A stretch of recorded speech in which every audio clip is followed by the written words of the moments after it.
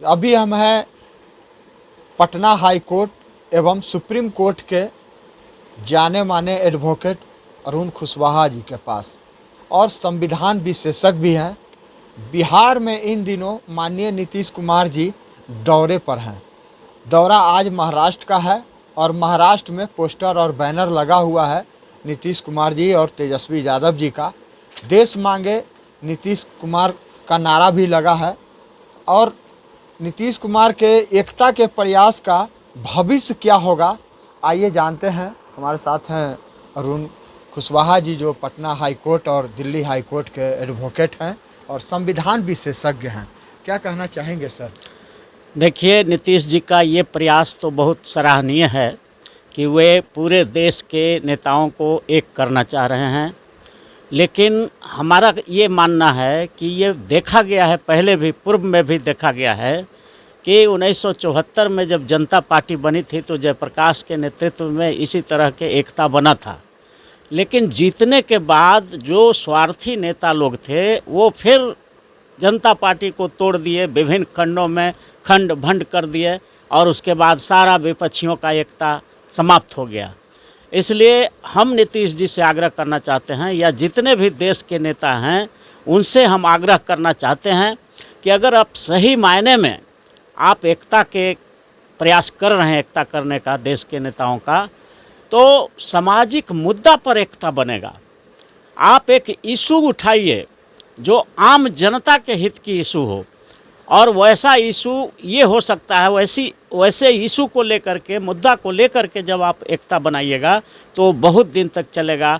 और इशूलेस, बिना कोई मुद्दा करके इकट्ठा करिए लोगों को करिएगा तो वो आज न कल फिर अपना स्वार्थ पूरा नहीं होगा, या भाजपा आरएसएस वाले या अन्य दल वाले उनको लोभ दे देंगे, पैसा दे देंगे, पद का लालच दे देंगे, तो वो फिर तुरंत भाग जाएंगे।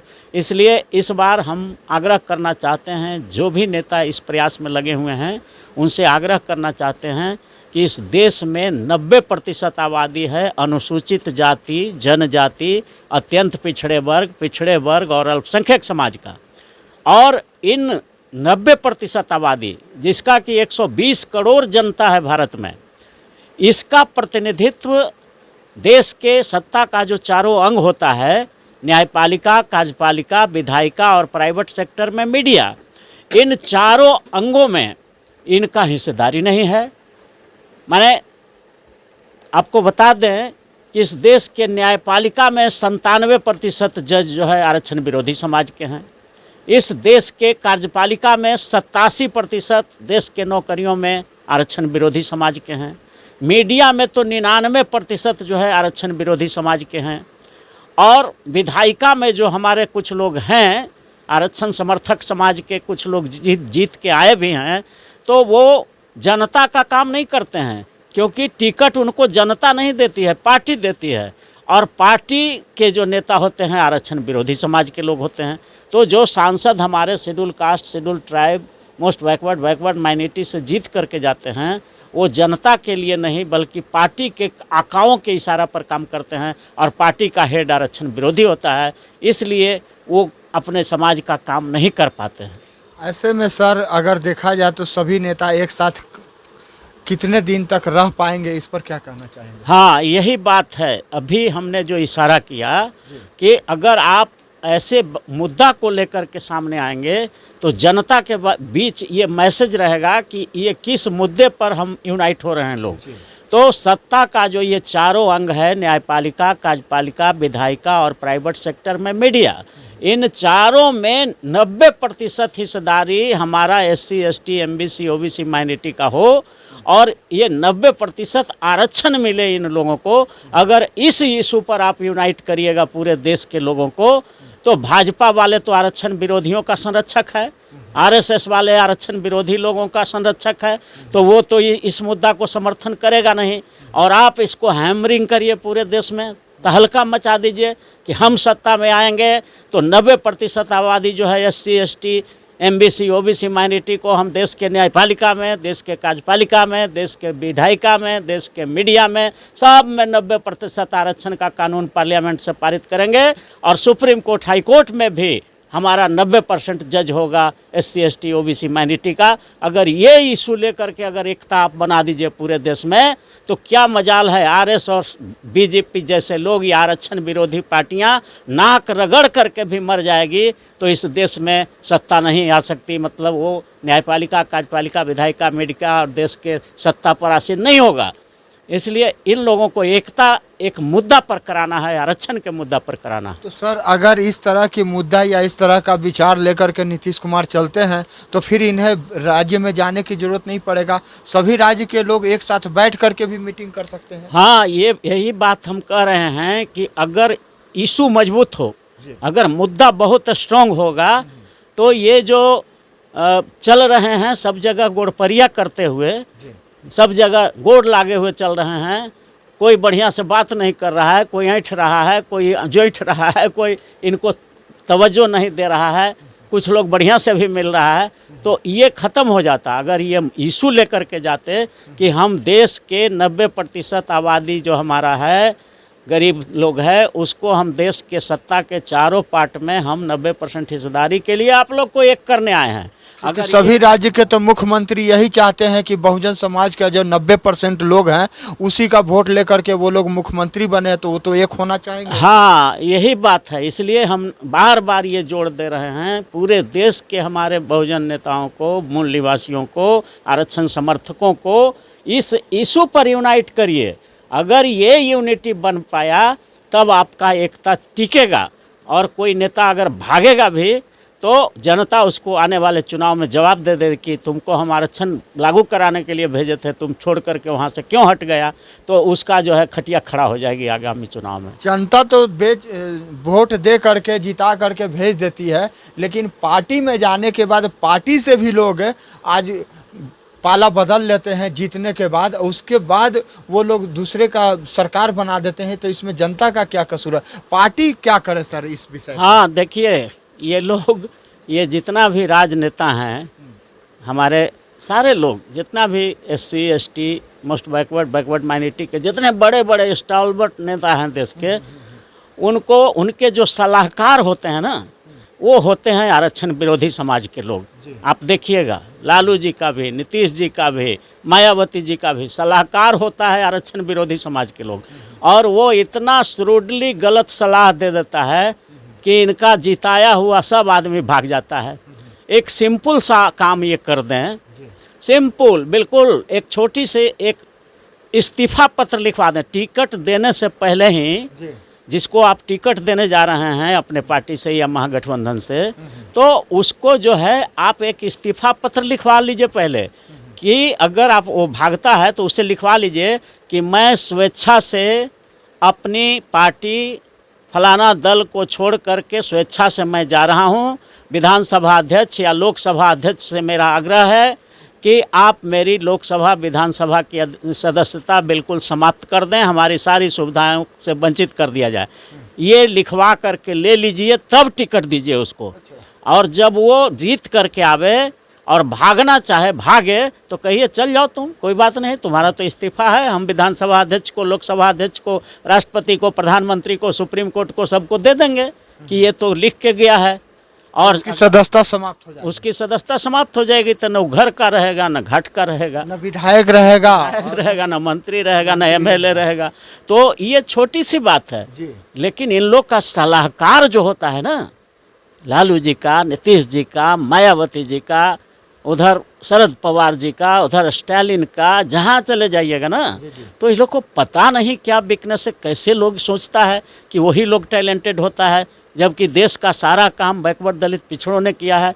तो इनको सलाहकार अपने लोगों को रखना चाहिए, बहुजन समाज का, मूल निवासी का, आरक्षण समर्थक समाज का रहना चाहिए, और इस्तीफा ले करके टिकट देना चाहिए। तो सर इन लोगों के साथ होता क्या है कि इस्तीफा नहीं लेते हैं, उसके बाद ये लोग जीत करके आते हैं, सीट घटता है तो जा करके 10-20 लाख रुपए में अपने आप को बेच करके और दूसरे पार्टी को समर्थन करते हैं। हाँ, मंत्री का पद का लोभ, तो कभी जो है पैसा का लोभ, तो कभी कुछ का लोभ दे करके खरीदा जाता है। तो जब आप उनका इस्तीफा लेकर के रखे रहेंगे टिकट देने से पहले ही, और जब ऐसा करके आप रखे रहेंगे तो उनके मन में भय बना रहेगा। और ये सच्चाई भी है कि जो ही वो जाएंगे उनकी सदस्यता समाप्त हो जाएगी, वो फिर धड़ाम से ज़मीन पे गिर जाएंगे, आम नागरिक हो जाएंगे। यानी कि विधायक एमपी अब बिकना बंद हो जाएगा। बिकना एकदम बिल्कुल बंद हो जाए। एक इस्तीफा पत्र ले लेने से टिकट देने के पहले वो कहीं नहीं भाग करके जाएगा, भागेगा तो फिर आम नागरिक हो जाएगा। आम नागरिक हो जाएगा। तो इस तरह से विधायकों को रोका जा सकता है। विधायकों को, सांसदों को, मंत्रियों को गठबंधन से भागने से रोका जा सकता है। और इतना ही नहीं, आपको एक और बात बता दें कि भारत में ये लोग जो यूनिटी बना रहे हैं ना, तो नेता तो बिकाऊ होता ही है, उसका स्वार्थ सिद्धि जहाँ होगा वहाँ भाग जाएगा और भागने की परंपरा रहा है। तो ये विधि जो अभी बताया हमने कि इस्तीफा लेके टिकट दीजिए तो रुक जाएगा।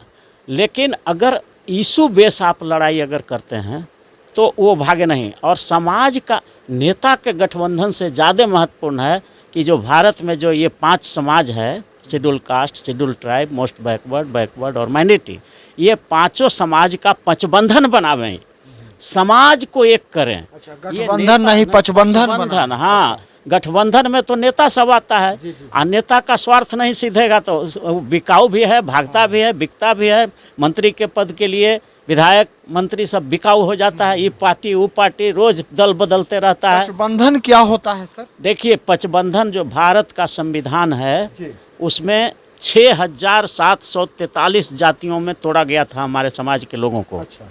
लेकिन बाबा साहब अम्बेडकर का हम लोग शुक्रगुजार हैं कि उन्होंने जब भारत का संविधान लिखा तो 6743 जातियों को उन्होंने 6 वर्गों में उसको एकत्रित कर दिया है, यूनाइट कर दिया है। और वो 6 वर्ग कौन है?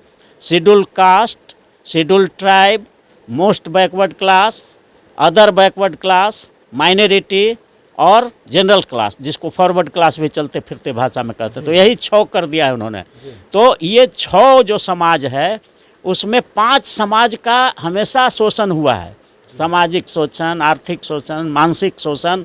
5 समाज SC, ST, मोस्ट बैकवर्ड और माइनॉरिटी का हालत एक ही है, सब गरीब, इसको गरीबी में डाला गया। और 6ठा जो समाज है, जो सामान्य वर्ग है, या चलती फिरती भाषा में जिसको उच्च जाति वर्ग आरक्षण विरोधी समाज कहते हैं, वही सब जगह हावी है। न्यायपालिका में, कार्यपालिका में, विधायिका में, मीडिया में, प्राइवेट सेक्टर में, धन में, धरती में, राज में, पाट में, एक ही वर्गवा सब जगह है, सामान्य वर्ग वाला, आरक्षण विरोधी वाला। तो ये 5 का दुर्दशा है। तो पचबंधन हम बनाने वही कह रहे हैं कि जो जिसका दुर्दशा है, जिसको बाबा साहब ने SC, ST, MBC, OBC और माइनॉरिटी कहा है, जिसको बुद्ध ने बहुजन हिताय बहुजन समाज, बहुजन हिताय बहुजन कहा, जिसको बिहार लेलिन अमर शहीद जगदेव प्रसाद ने शोषित समाज कहा, जिसको कांसी राम ने 85 के लोग बोला।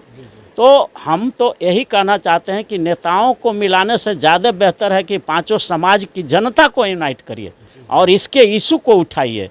सत्ता के चारों अंग में जिस दिन ये 5 वर्ग के लोग 90% आ जाएंगे तो इस देश के न्यायपालिका से भी आरक्षण समर्थकों के पक्ष में ऑर्डर आने लगेंगे, विधायिका से भी उसके पक्ष में कानून बनने लगेंगे, कार्यपालिका के अफसर भी उनके लिए काम करने लगेंगे, मीडिया भी बोलने लगेगा कि इस देश के बहुजनों के लिए काम होना चाहिए।